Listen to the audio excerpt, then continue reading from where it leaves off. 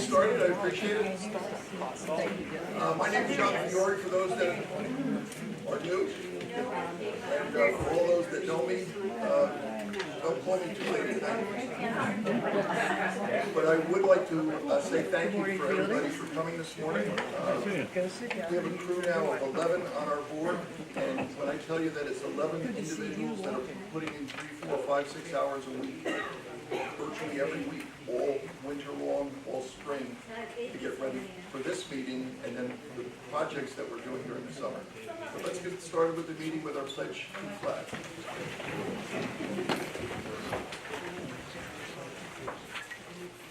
Pledge allegiance to the flag of the United States of America, and to the republic for which it stands, one nation, under God, indivisible, with liberty and justice for all. I know that we have a couple of brand new residents. I spoke to one couple who I think closed yesterday. So welcome everybody. And I would also like to welcome, we had an unfortunate circumstance in Ship Bottom this year where the president of the Ship Bottom Association passed away suddenly. And I've invited 2 people from Ship Bottom. Are they here? If you just stand and introduce yourself. Hi, I'm Karen Drucker, Vice President of the Ship Bottom Taxpayers Association. Board member. Thank you for coming. We always try to share in our experiences, so if we have other people that are getting involved and just come to one of our meetings, they can see some things that we put together and will help them develop their programs also. Can you speak up a little bit, please? We're getting a lot of noise out of the hallway.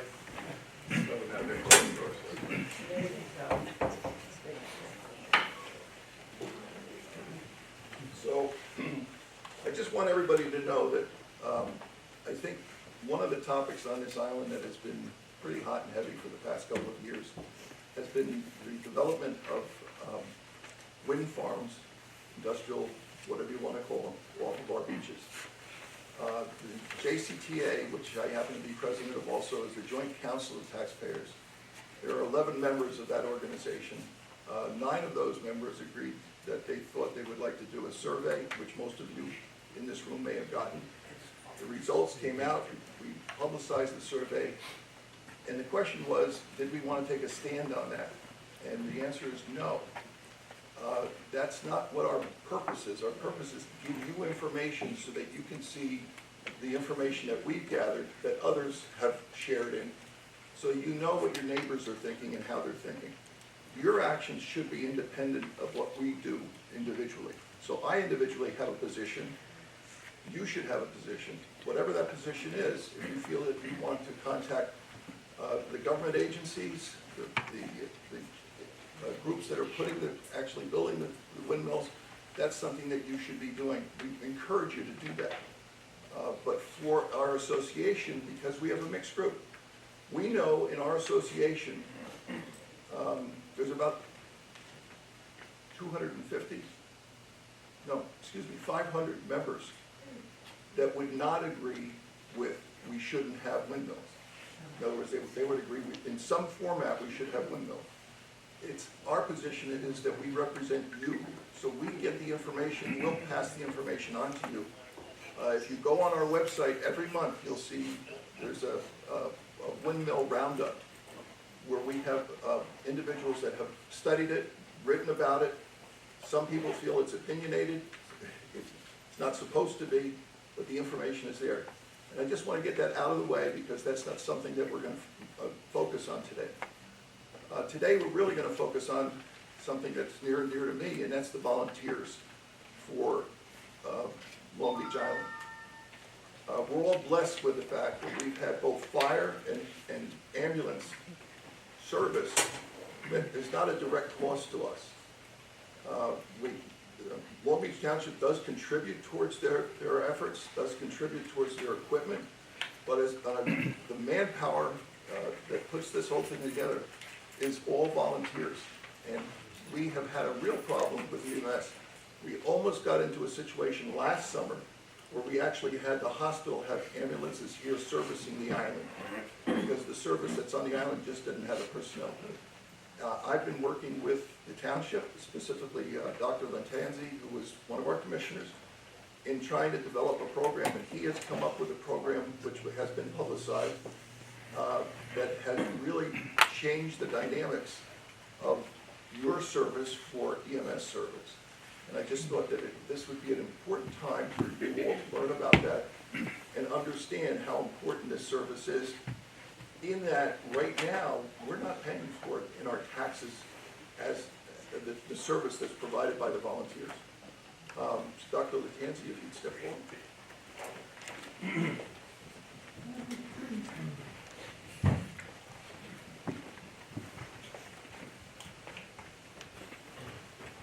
So, welcome everyone. Before I get started, I think everyone's aware that we lost one of our commissioners recently, Ralph Baird, and I just wanted to, acknowledge his service here. For those of you who knew him, Ralph was a great guy and a great loss to us. And he was a Brant Beach resident. We replaced him with Ali Meehan, who I think a lot of you know, and he's really stepped into the role and been doing a great job so far. I'm deputy mayor for going on about 11 years. I started here about 5 months before Sandy. That's your fault.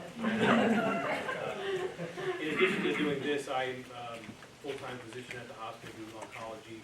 I'm also a CMO, assistant CMO at the hospital, so I'm pretty involved in the administration. And why that's important with this particular issue is I went to the EMS people 5 years ago. Around the room and saw a very aged population and a dwindling volunteer situation. And I always tell people, I said, if you're having a heart attack and you pick up the phone, you dial 911, you really don't care who comes, as long as somebody who's reasonably competent comes and picks you up and gets you to the hospital. That's the same thing with a fire. When your house is on fire, you just want somebody to put it out. And that's our responsibility as a town. I think that's one of the basic responsibilities of us as commissioners to provide. And we kind of saw this coming. We did multiple advertisements trying to get volunteers, and the reality of it is that the population here is aging. There's not a lot of young kids who want to volunteer, and that was kind of the core of what we did. COVID basically took a bad situation and made it intolerable, where, again, you had a lot of people who were in their 70s and 80s really weren't too excited about picking up sick people, which you can understand. So we started 2 years ago looking at what are the alternatives. The alternatives are really pretty much, do you have a full-time paid service? Do you have a hybrid? Do you do something? And I was working with Hackensack Murray at HMH and their services trying to do something 2 years ago. To be honest with you, they never really came through for us. And about December, I called them. I said, where are we at with this? And they said, I'll get back to you in April. So I called the director. I said, what's really going on? And the reality of it is he told me, he goes, even if you wanted to write a check, and the check will be about $500,000 for the summer, that I can't provide the people. So I'm like, okay, that's not going to work. So anyway, what I came up with in combination with talking with the EMS program was to incentivize the young people who are here. I think I thought there was, and I've obviously been, there's a lot of young people who have limited time, but in particular for the summer, who want to be physicians and nurses and PAs or whatever they want, and they want the experience. The problem is they have to be certified, and there's a lot of hoops you have to kind of jump through to get to that position. So after a lot of wrangling, we came to an agreement that we would basically support some young folks. We didn't really know exactly how many. We were hoping to get 5, to be honest with you. And we would support them in terms of getting their licensure, and then also give them a stipend. And in return for a stipend, they would owe us a certain amount of time on the rig. So to head up that program, I found this young man standing around doing nothing. John is works as a lifeguard here. I've known him through the lifeguard service. So we've kind of engaged him to kind of spearhead that program. I'll let him talk a little bit about what the program is, and then I'll take any questions. Because he's got to go soon, so I want to let him get going first. My name's John Pasquale. I'm a resident on 13th Street in Spray Beach. I'm the EMT program coordinator, so that's the title you gave me. Basically, I lifeguard for 8 years, and I'm around 25 years old, so I know a lot of the young people. I teach them EMR, I teach them first aid, CPR, all of that, so I get to meet all these young kids, and some of them are like, what's the next step?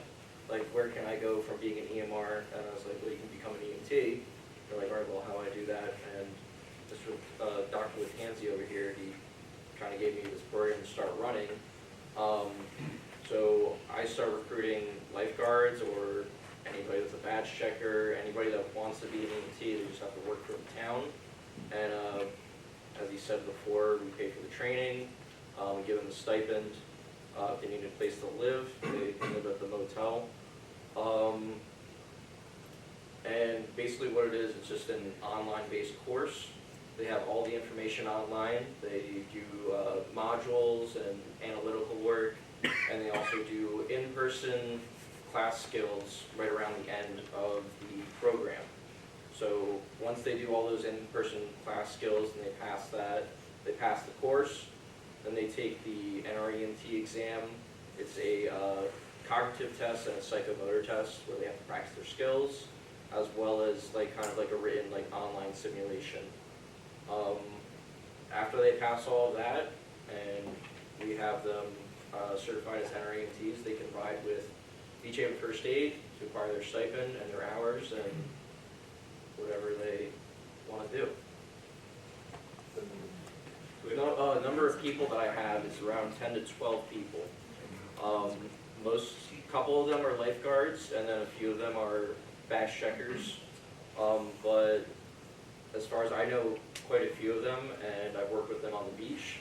That's kind of, there's mostly my people that were actually on the beach that wanted to do this. They knew I was a good captain, and I'd like to say I'm pretty good at doing what I do. Do you have anything else? Any questions? Yeah. What is the minimum age? Minimum age is 18.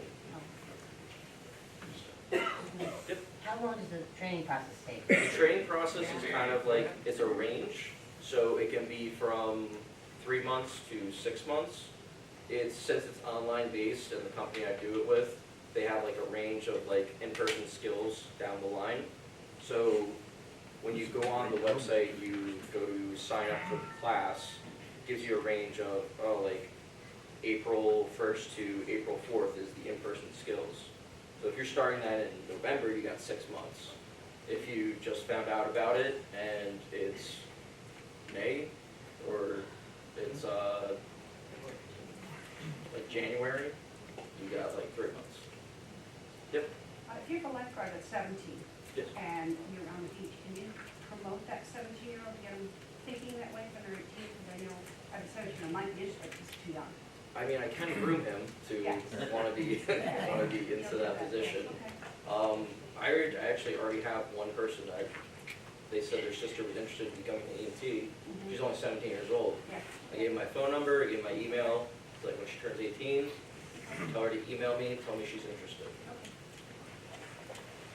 Are those state certifications, or would you be good to be an EMT anywhere in the state? So the NREMT is the National Registered EMT. So basically that just is kind of like overlap of the nation. Like, it's like a PA, Pennsylvania license. So when you pass the class and you pass the psychomotor exam, you get your PA license and the NREMT license. The NREMT is kind of like broad around the whole US. So there's certain states that you need to do like a reciprocation process. New Jersey is one of those, and we kind of just go through it pretty well. However, I think them being like a volunteer squad, New Jersey's already kind of assimilating into the NREMT. There are different qualifications whether you're a volunteer service versus paid service. Gotcha. So staying a volunteer service is a lot more, less hoops to jump through. That's rigorous, yeah. Yes, ma'am? Thank you. So I'm wondering if there is a minimum amount of service that they have to give to Long Beach Township? I mean, what I'm worried about is us paying for them to get this certification. Then once the summer's over, going home, and working for another town and already be certified. So I'm wondering if there's a minimum amount of years that they have to work for Long Beach Township after we pay for that. Not at this moment. So legally, we're not allowed to have a minimum, so we're Oh. vetting the people to do it. And if I told you that we had that luxury, I would tell you we do not. So we're trying to vet the people, and actually I'm trying to get people, I have a few people from Stafford coming to be honest, because I'd rather have high school and college kids from Stafford who are actually be here for the winter. That's good, yeah. Yes, sir. Any consideration to, we older kids, to possibly have CPR, basic first aid, and, in case of emergency, in case my mother-in-law goes down, that I could do something, in the meantime to keep her stable, keep her alive. Because, some of us, I'm an ex-ship bottom captain. So, I know a lot of this, it's all expired. I know the basics, back doesn't work so well anymore, might not be able to ride on a rig, but I could be helpful. Okay. Any of those things that, people could, maybe we could have a class here, learn CPR, some basic first aid that we can apply as needed. There are classes, to be honest with you, go online, you'll see there's classes held everywhere. Like, we have them here, we have them at the hospital. There are a lot of places where you can get basic CPR training. I think a lot of it's free, actually. We'll make sure, we'll add that to our Facebook page, and we'll also put it in our bulletin. And if you want to drive, you can drive. Like, you don't need to be anything to drive the rig. Drive, and something at a background check. Okay. Yes, sir. How many people are you looking for? I don't think a range. Right now, we were just lucky to get 5, and we have 10, so. We'll probably close the program. Look, to be honest with you, this is a very fluid program right now. We're figuring it out as we go, and to be honest with you, we're in a critical situation. We're just trying to get through the summer. Obviously, like most programs, we sit down at the end of the summer and say, what do we really want to do? So I think for now, we're pretty much full for the summer. So you mentioned that the training takes 6 months. Will you do 2 training sessions a year, so do a winter training session, so you have fresh recruits for the summer, rather than train them through the summer? That's kind of one of the things we're gonna sit down and, because I started in February. I would have liked to start it in like November or December. So that's gonna be something I'm going to look about at the end of the summer this year. And will it be on the township website? We'd have to set something up like that, yes. Yes, sir. Can you describe the shortage of personnel in EMT? Because I don't think everybody realizes what's going on. They have about 6 people in the squad. I'm talking about the ship bottom. So the squad is separated from Beach Haven and ship bottom. Right. I think they technically have 15 people, so they do get a little bit of some. They used to have some yard kids come in the summer, but they're a full-time crew, to be honest with you, somewhere between 6 and 8 people, all of which you qualify for Social Security. Really? And what would the right number be for 100,000 people on the island? I don't know. It would be, so you'd like to have at least 2 squads out every day. They basically have 1 squad, and if somebody goes out, so we would like to have at least 2 squads every day. We don't have that now. So you have Barnegat Lake, covers everything up through, I think, through North Beach, coming south. Then Surf City has their own EMS program, but they back up everybody. And then Ship Bottom division of Beach Haven covers halfway to Beach Haven, and Beach Haven covers the rest. That system was built when there were 50,000, 60,000 people on this island. That's been doubled. At the same time, volunteers are not coming in. So the core draw for volunteers, quite frankly, was your painters, your electricians, and they all moved off the island because they sold their $2 million house and bought a $500,000 house twice as big on the mainland. And they commute, 20 minutes to the island. And so we lost that. And I think culturally, there's a change also with volunteerism.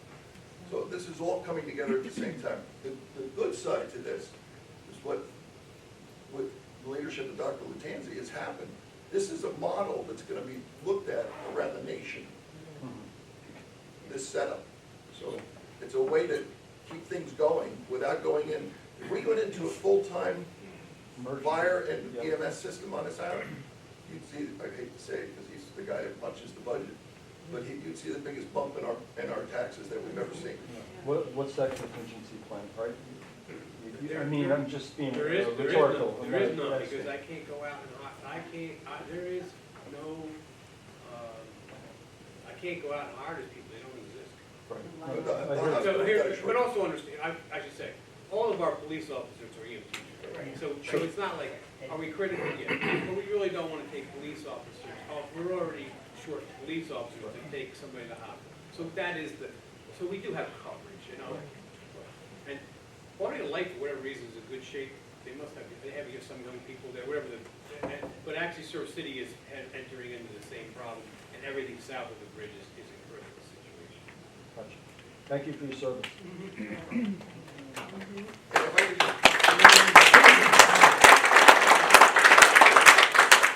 I look around this room and I see a lot of familiar faces, but I just want to mention one thing. Stop and listen on Saturday, on Sunday, Yes. the number of times Sounds we hear the exciting. ambulance. So, that's us. Yeah. All right. Any other questions? Thank you, sir. You good? Thank you. Thank you. So, what do you want me to do? I mean, I don't really have a plan to, I'd rather kind of talk about things that you people want to talk about, because, we can talk here for an hour, I don't want to take all your time, but I can answer, this kind of leave it open, Anything, around the town issues, ongoing things, the shuttle is basically back in business, we got a new website for that, because again, the app wasn't working very well, we had that running. We have the programs back up on the beach going, the windmill issues, to be honest with you, I try to stay out of it for the most part, to be honest with you. I mean, as a town, we don't support it, and we're having a rally, next Saturday here. Again, you can have your own opinions about it, but I'll tell you, as a governing body, we don't support it the way it's written as today.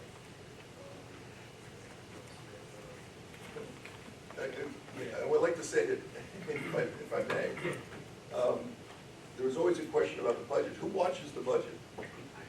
So we decided this year we'd go take a look.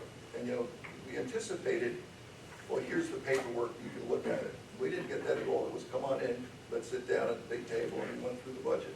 When we walked out, it was like, they got this thing. When you look at you say it. No, I mean, our local tax rate is 20 cents per hundred. It's the lowest almost in the state, it's the lowest in the island. We try to watch whatever we can as much as possible. Look, we're homeowners, here I have a house in Brant Beach, so, it's a matter of trying to, again, try to spend money wisely. Yeah. This is off the topic, but I read, John, in newsletter about what the mayor said at the meeting about the Cabell site. And did I read that correctly in that the land use board decision stands and it was declined for 5 or 6 houses? So, again, we're in litigation, so I'll kind of tell you what's officially there. Like, so we changed the zoning where if you had a commercial site, you had to put a commercial property back up. If you wanted to put residential, you needed a variance. They submitted a proposal while that was kind of in limbo, and our argument was his submission was incomplete. Had variances in there that weren't clearly stated, so that was the land use board position, that he didn't get that in on time.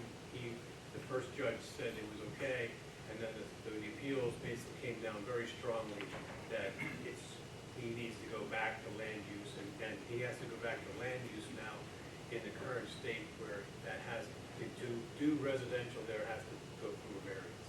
Are they allowing him to use that little piece in Joey's parking lot? He owns that. I know he does. My question was, are they allowing him to use that as part of his coverage? To count that number in his coverage on the other side of the street? Sure, you have to, it's part of the process, part of the parcel. As it sits right now, no, he has the option of going to the Supreme Court, and we do not believe that the Supreme Court will even take the case, but if they do, they do. Okay. He'll have to come in and make a plan that, So as it stands now, he's got to put together something else to bring the land use. unless he takes it to the Supreme Court and they hear his. And the ordinance is intact, so it would have to be something, business on the bottom, residential on the top? Well, our ordinance says it has to be all business, but they would need a variance.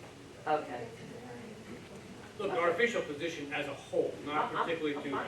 to that property, is that we need more restaurants. Yes. So we're with you, okay? Now, it's a little tricky, you know, because again, people own properties, they have values, you know, and so we have to be fair about it, and we try to give the land use board as much leeway, because they know how we feel about it, but we're commissioners, not dictators, right? But I know what the people want. People, for the most part, want Want a a restaurant. restaurant there again, And so do we. yeah. Hi, I'm a longtime resident on the island, and things have changed since COVID. I was wondering if you had some statistics with regard to the level of winter population and summer population within a guess. Not really. How do you get that, you know? And that's the problem, it's really hard to get that kind of information without spending a month, you know, send out a survey. Anecdotally, our population significantly went up during COVID, a lot more winter people here. You know, I live here year-round, and I drive every day, you know, I drive off. I would say it's back to kind of it's almost like pre-COVID. I don't think there's that many more people here year-round than there was before.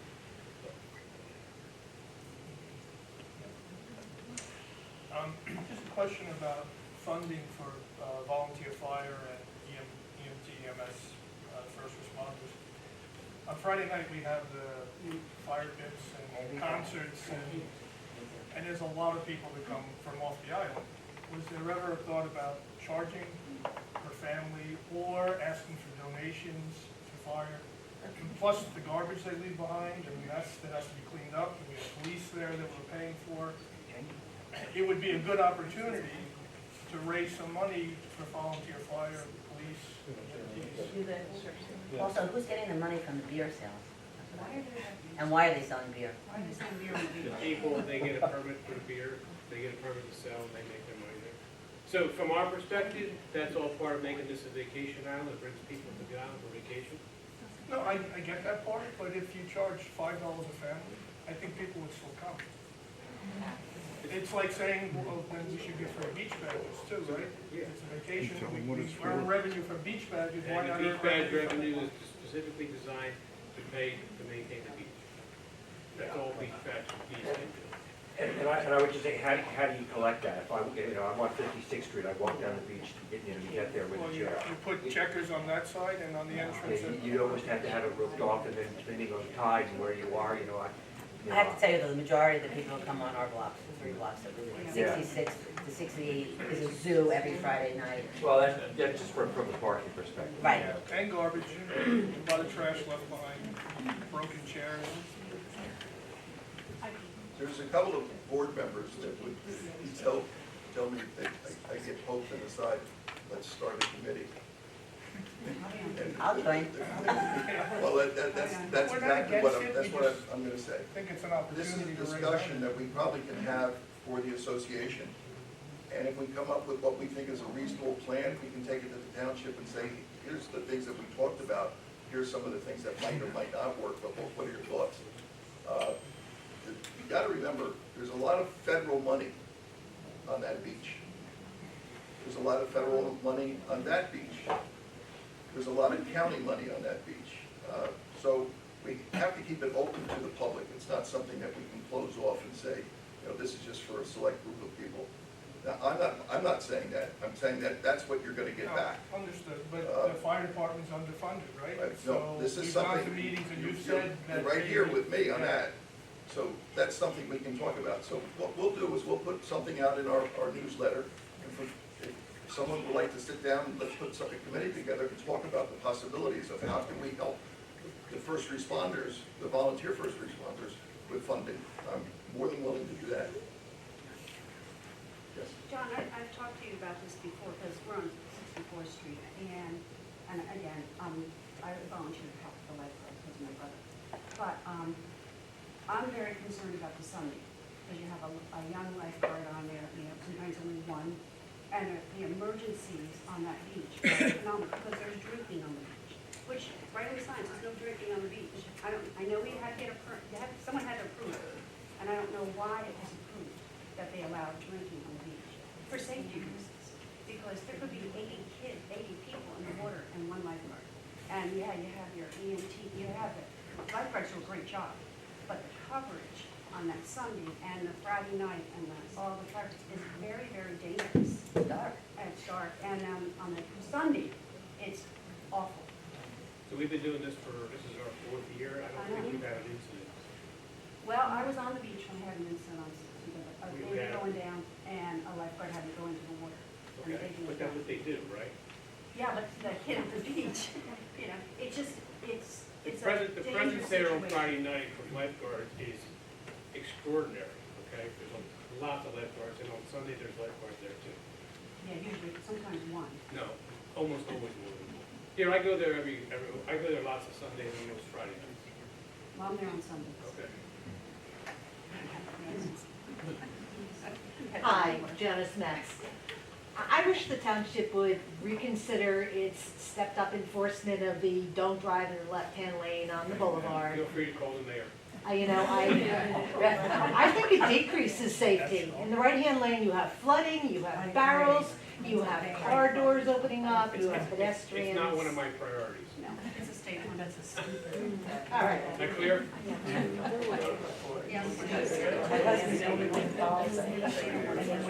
Thank you all, appreciate it.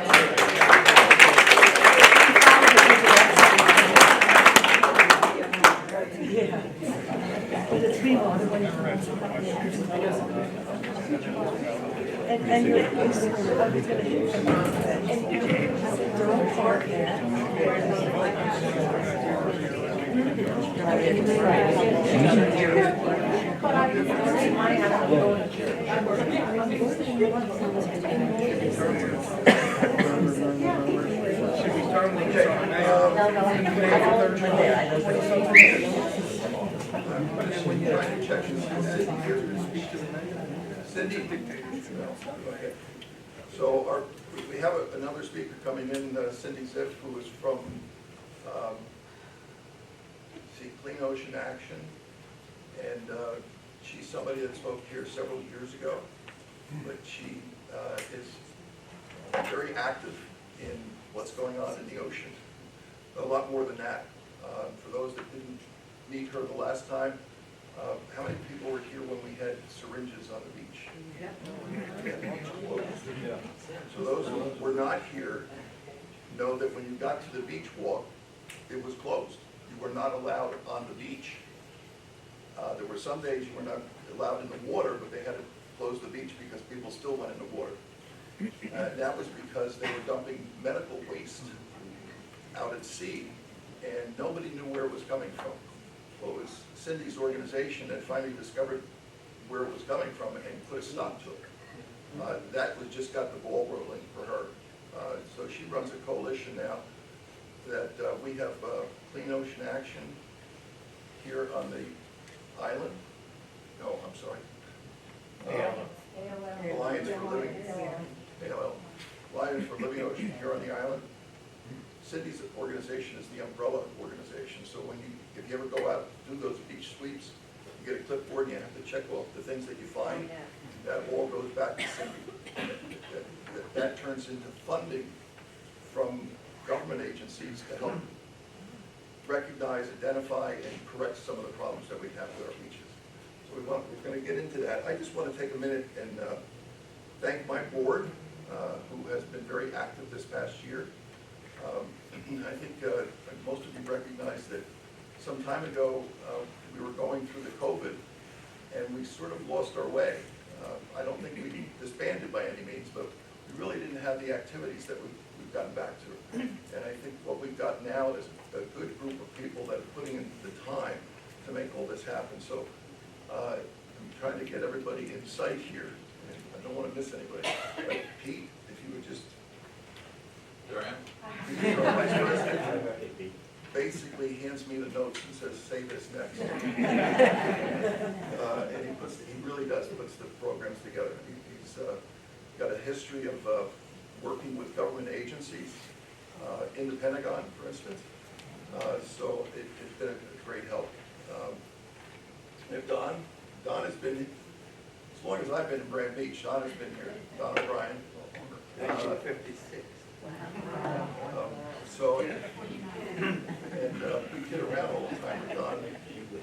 I bought the lot just like west of his lot, and went over to him, I said, would you sell me 30 feet of your lot? He said, I'd love to sell you 30 feet. How much you want to pay for it? I thought for a minute, I said, I don't know. He said, well, you can't buy it anyway, because you got to have the lot that has to be a certain size. But recently, Don is the one that goes to the land use boards and reports on the things that they're talking about to keep us abreast of what's happening in our community. Because there are rules and regulations that are changing. We talked about a few of those today that maybe we want to address even further. So those are important to us. Could I just say one thing? Janice, that is a sore point with all of us with regard to the left lane. The first Monday of every month, the town has a meeting. And we have a meeting here with the mayor and all the commissioners. And they react to people coming to the meeting. So that's the time to come to the meeting. And the mayor is very adamant about that. But it is not safe driving in that right-hand lane. There are certain places where my car knows to stop or to go slowly because the county road there has not been fixed in years. And the place to react to that is that meeting, because the mayor and councilmen do react to people when they come to. What is the mayor so adamant about? What's the thinking behind no left lane? You'd have to talk to the psychiatrist. I won't go there. What it's based on is somebody who's traveling in the fast lane, going the speed limit. Okay, that's what you're supposed to go. You go to speed limit. The person behind them doesn't want to go to speed limit, which a lot of people don't. And so they go around that person, and sometimes that's where you end up with an accident. So that should be the people we should go in there. I think the point is that it's been made a point here. I mean, if you look at these electronic signs out here, I don't see those signs lit up in any of the other boroughs on the island. But we have it here. Our mayor thinks that's a very important issue. I expressed to him that I would like him to pay for my new shock absorbers, because if you go in the slow lane, that's where all the bumps are. But, you know, he's not joking about it. I was stopped on 72 at 2 o'clock in the morning. I was the only car on the road. And the officer said, just get in the right lane and go. But I was the only car. It was. Yeah, well, I think if you're in the township and you get stopped, don't expect somebody to tell you, just go ahead. No, you Because his instructions are pretty specific. Oh, I have a question. So, I'm sorry, we're from Shipon, and what, are you talking about the middle lane No, on that? we're talking about we're talking about where there's two lanes going in one direction. Forget about the turning lane. Okay, What he's saying is you should be in the non-passing lane unless you're passing. So you don't just ride. we're trying to make everybody stay on the right side. Keep right except to pass. And that is normal. Right, we're told that state law, the state was pulled over by a state trooper on 72, which is a state road. It is, I believe, it's state law. It doesn't mean it has to be enforced as strenuously as the mayor chooses to, but it is. It makes sense on a 3-lane road, but on a 2-lane road, it's, especially with the traffic on the. Also, the 15-mile-an-hour zone now, which is, I believe is good, but the bicycles are going 30. You're gonna get killed by a bicycle, so you're going killed by a car. No, there's a lot of crazy bicycles. We can talk about this for a long time. It's not that I want to cut you off on it. The reality of it is, we all have to be part of it. I met with the chief of police I met with the chief of police last week for a half an hour, specifically on Ocean Avenue and the 15 mile. And I asked for more yellow shirts up there. And I was told, we have 8, we're supposed to have 12. You can find me 2 more. I promise you I'll give you another yellow shirt up there. They can't get people, even, that's a paid position. It's a paid position primarily for people that want to become full-time police officers. The whole system is breaking down. People don't want to become police officers anymore because of the harassment they get. When I spoke to him about it, what I said was, what if we, because I'm afraid you're going to get into an argument up here. Two people are going to get into an argument, it's going to lead to something else, that's going to lead to something else. So what if we, and I hate saying this, but had lawn signs for the people that live on Ocean Avenue that say what side to ride on, what side to walk on, and what the speed limit is. And everybody has to abide by the speed limit, regardless of whether you're on a bicycle or you're running behind a stroller with your kids, 15 miles an hour. But you gotta do 15 miles an hour. If you did 20, it would be okay. It's the ones that are doing 35 that are a real problem. It didn't happen. Yes? Okay. There's one other thing that I think that we would like to, I think one other thing I'd like to cover right now is that we got a picture last fall, I think it was last fall, January, of an idea, and I don't know if you've all seen it, but the idea now is up front. And that's going to go up on the beach, on the bay. And the idea is take a book, leave a book, take a toy, leave a toy. So how many times have you been up on the beach and you found a toy? And somebody left. Well, here's a place you can take that toy. Now it's going to be at the beach, the Bay Beach. You can take a toy and put the toy down so somebody else can play with it. And if anybody has some toys they'd like to donate to the box, we're happy to take them. Yeah, I was gonna say, you're gonna need a bigger box. Bigger box.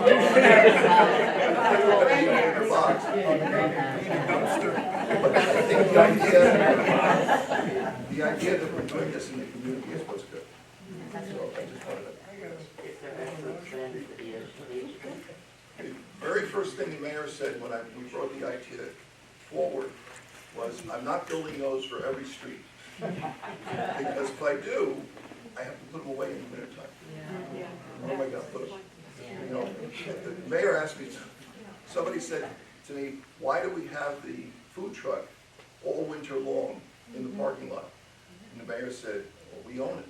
I said, okay. And he said, so what driveway do you want me to put it in? End of question. But we have this, I think it's gonna be a fun thing to do. Well, we want to see how it works. Yeah. Again, it's on a Bay Beach where the kids are the smallest, or at least is the largest concentration. We'll see how it works.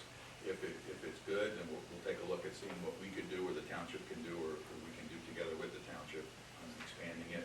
I'm sure it's going to work well. But then, I'm a little afraid that there could be, 50 or 100 toys that spill over, and now we've got essentially litter. So we have to just see how it goes. So I just We're want optimistic. to say, last year we talked about pickleball and the role of controversy, and we had a lead person in pickleball here, Ginny. You just stand up for a second. Ginny's the one that took the picture down in Georgia. No, Hilton Head. They were on the public beach access in Hilton Head. Where she sent us the picture, and she said, this looks like a great idea. Actually went onto Facebook, and I think several people commented right away, like, boy, that is a good idea. We've done it. If we need to put 3 of them on the beach down here, we'll talk about that in the future. This gentleman here built it.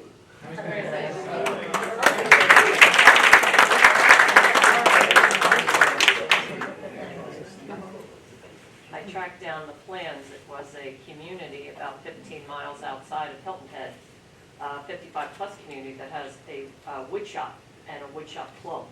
And they're the ones that built them and donated them to all the public beach accesses in Hilton Head. And so he sent me the plans, and I forwarded them back to you guys. So I want to show of hands, how many are willing to put one in their garage or under their house?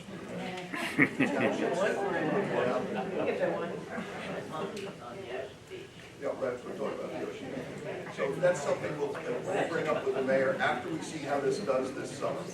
But I just want to mention, if you come up with an idea, send it our way. If you see something that you can do to help the community. Okay. I just ask one question, what is the start time for pickleball? time is 8 a.m., 8?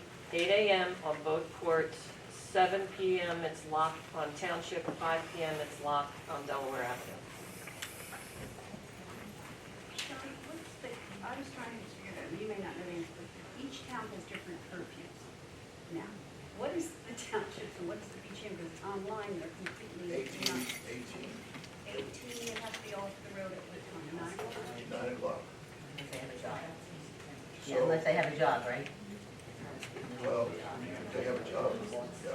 If they have the job, they're probably not the ones that are the reason why we have to get them off the road. Beach Haven's the same, Beach Haven 9 o'clock. I don't know. Beach Haven's 9 o'clock on the beach, and I think it's 11 o'clock they need to be off the streets. That's fair. How they get home. If they have a job there. They can drive. Okay, any other questions? Tell me what.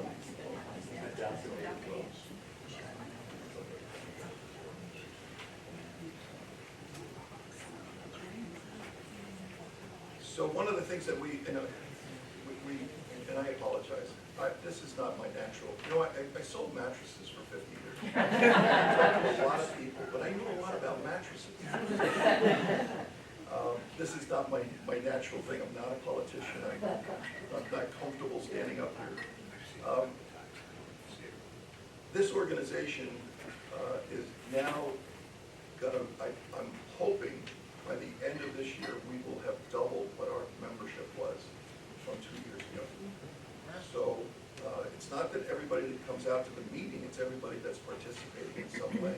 And the more that we can get your thoughts as to what are the kinds of things that we can do that you think will improve the community. Community watch was certainly something that we felt was important, bring that back. And it's been working. One of the things that we're going to add to it is to go back to what the ordinance reads, where your house number has to be visible from the road. And you think, well, everybody has that right. They really don't. The new construction does, because you're not going to get a CO unless you can see the number. But some of the older constructions or some of the constructions that have been renovated, the house numbers have kind of disappeared. Why are they important? Well, we just talked about the reason they were important. They're important until they become important. So that's going to be added to it. But one of the things that one of our board members, Mike, came up with, he said, you know, we have adopt the highway. Why don't we adopt the beach pad? And we're not asking anybody to take over the beach pad, to trim the shrubs back and pull the weeds, just to make sure that the beach path is clean. We have pickers so you don't have to bend over and pick the stuff up. But if you see something, pick it up, get it off the beach patch. And it doesn't have to be us. It could be our children or our grandchildren, because there's so many organizations that they need to get hours in on. This is a way for them to do that. I have one person sitting here that says, I run 2 streets. So we want to organize that and get it going. And I'm hoping that we'll get every beach path here in Brant Beach. If you see something, and by the way, we sent out a letter that had, I don't know if the person is here who volunteered to do proofing, because the letter went out, I wrote the letter, but it had some errors in it. My wife kills me that I don't give it to her first. But the letter went out, the telephone number that's in the letter was the initial number. We're going to get a specific number for you to call. What I'm talking about, if you see something that's a dangerous situation, where the beach path is maybe collapsed on one side, the bench that's at the top of the beach is broken, you can call Public Works yourself and point it out. They understand. Just all you have to do is say to Brant Beach Taxpayers Association, this is the beach path that I'm responsible for, this is what I see. Or you can tell us, and we'll call Public Works. Bless you. And we found Public Works to be very responsive when we notify them about that problem. Would they remove excess sand? It's always an issue for the elderly walking up, myself included. You know, after a storm or something, Right. or as the season goes on, you know, it's no longer a hard path. It's quite dense. It's a problem. The drifting sand Sand, on yeah. top of the hard pack is a So problem. if I volunteered for our street, which I did, could I send my grandsons down there and put a shovel and move the Let sand? me find that out. Okay. What we don't want to do is get into a situation I know. where somebody gets hurt while they're doing something, and then we know what that leads to. My father was a lawyer. The problem I have is we pick up everything anyway. We leave the beach, pick up everybody's garbage every day. The garbage pails are overflowing. Like even like after the Friday night thing, forget what the garbage pails look like. So could they like maybe leave an extra bag, some like attached to that bag, so that we could throw stuff in the extra bag? Because it automatically, the recycling's overflowing, the garbage is overflowing, the seagulls are pulling everything out. You know, some kind of extra bag so that you can put stuff in and So put an extra bag. we're gonna be part of the beach sweeps in the, guest speakers, right? Beach sweeps in the spring and fall. And we'll get some of these gallon buckets. Hopefully we'll put our information on the side of the bucket. We'll give everybody who's responsible, has it volunteered, a bucket that they can take. They can take it up to the beach while they're sitting there, and they can take it back to their house. I've talked to the township numerous times about specific beach ends where it's overflowing, and the point is they empty them every day.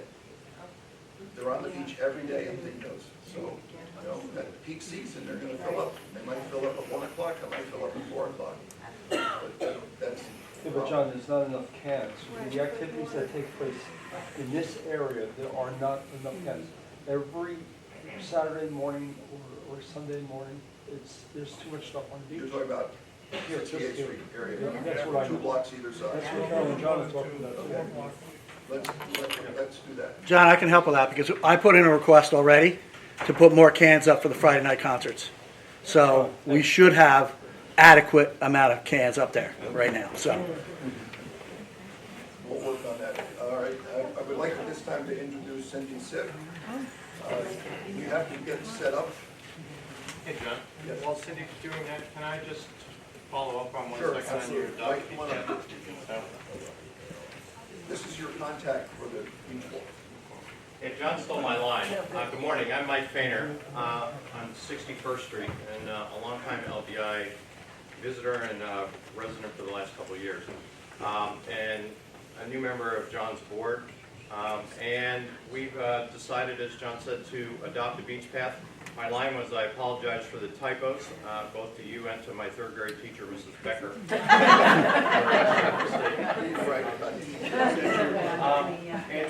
And there's a volunteer sign-up sheet that's going around. If you are interested in participating in our Adopt a Beach Path plan, either on the sign-up sheet or catch me afterwards and let me know what street you'd like to do so we have an idea of what's covered. Or some folks have talked to us about they have family members that want to get their community service in. Right now, I wiped out Harbor Beach, or Harbor Freight, but we have a bunch of these around this morning. We can leave a couple, and I'll get some names and numbers, and we'll drop some more off over the next couple of days. But we're really excited about the opportunity. I will tell you one lesson I learned: when you join John's board, if you come up with a good idea, you suddenly become the chairman of that committee. So please be careful, but we certainly appreciate your time this morning to be here. And John, thanks for letting me work in. Thanks. All right.